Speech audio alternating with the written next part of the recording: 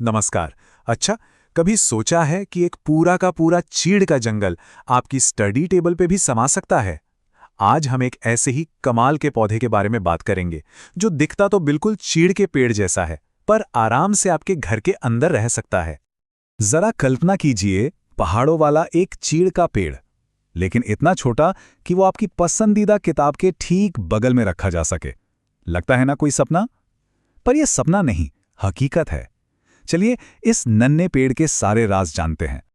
तो चलिए मिलते हैं इस छोटे से पेड़ से, जानते हैं इसके बारे में। तो इसका साइंटिफिक नाम है क्रेसिला टेट्रागोना। ये पौधा आता है दक्षिण अफ्रीका की धूप वाली सूखी जमीन से, और इसीलिए इसे सक्यूलेंट कहते हैं। मतलब एक ऐसा पौधा जो अपनी पत्तियों में पानी जमा करके रखता है, और इसकी यही अनोखी बनावट जो एक पेड़ जैसी लगती है, इसे इसका प्यारा सा नाम देती है मिनिएचर पाइन ट्री। तो आखिर क्या है जो इस पौधे को इतना खास बनाता है?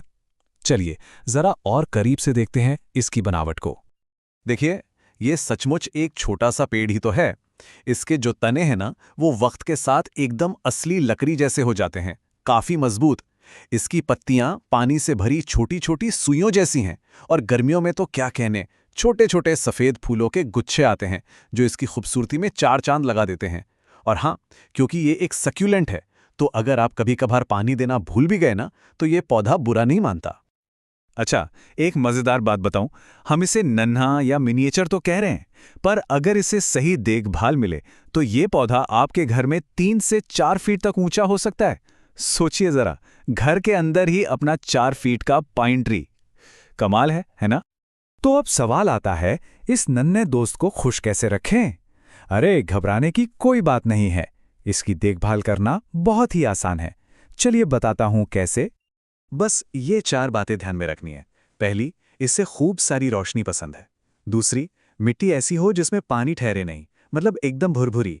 तीसरी, पानी तभी देना है जब मिट्टी पूरी तरह सूख जाए। और आखिरी, हर 2-3 साल में से एक नए थोड़े बड़े गमले में लगा दें, ताकि ये और अच्छे से बढ़ सके।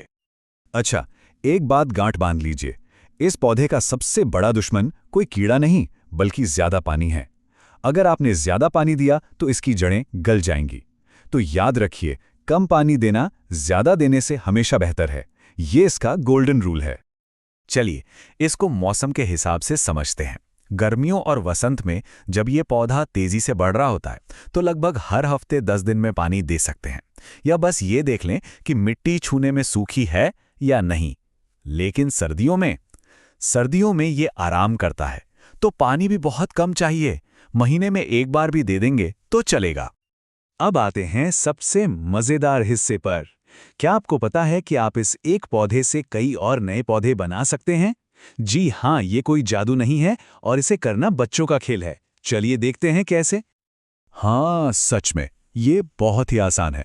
बस आपको इसकी एक मजबूत सी टहनी लेनी है, उसे काटना है, कुछ दिन ऐसे ही छांव में रखना है ताकि कट वाली जगह सूख जाए, और फिर उसे मिट्टी में लगा देना है। बस कुछ ही हफ्तों में उसमें से जड़ें निकल आएंगी, और लीजिए आपका एक नया पौधा तैयार हो गया।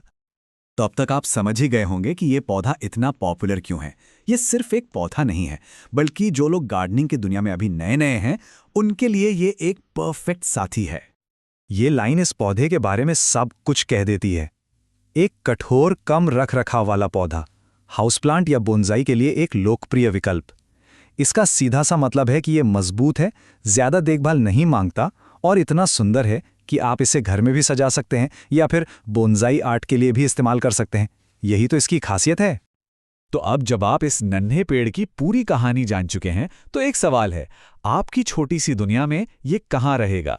क्या ये आपकी किताबों की शेल्फ पर सजेगा, या खिड़की पर बैठकर बाहर की दुनिया देखेगा, या फिर ये आपकी स्टडी टेबल का वो शांत कोना बनेगा जो आपको सुकून देगा? फैसला आपका है। इस खूबसूरत पौधे को घर लाइए और इसके साथ अपनी एक नई कहानी शुरू कीजिए।